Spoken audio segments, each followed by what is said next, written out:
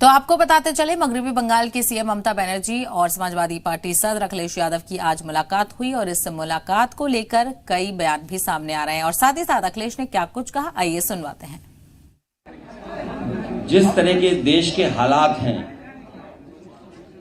जो भारतीय जनता पार्टी 2014 में अपना मैनिफेस्टो लेकर के आए थे और 2019 का जो उनका मैनिफेस्टो था, भारतीय जनता पार्टी को पीछे मुड़ के देखना चाहिए कि 2 बार के मैनिफेस्टो में कितना उन्होंने जनता के लिए काम किया है। लेकिन आज हम देखते हैं कि बड़े बड़े कारखाने बंद हो गए, बेच दिए गए, नौकरी नहीं, रोजगार नहीं। और जो भारत सरकार के वादे थे महंगाई को कम करने के लिए, यूपी में तो कहा कि हम होली पर सिलेंडर मुफ्त देंगे।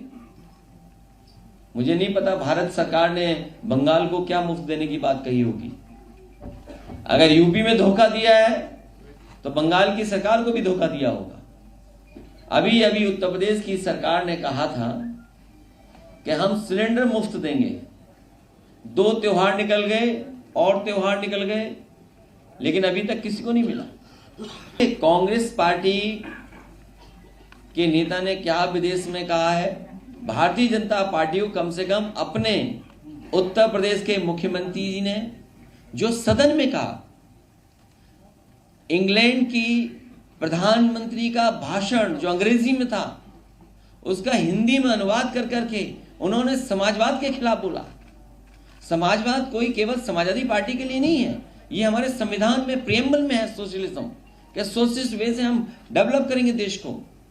तो आप अपने मुख्यमंत्री को तो कुछ नहीं कह रहे हैं, क्योंकि भारतीय जनता पार्टी को फेस नहीं करना है सदन। जब सदन चलेगा तो सवाल पूछे जाएंगे और सवालों का जवाब भारतीय जनता पार्टी के पास नहीं है, इसलिए सदन नहीं चल रहा है।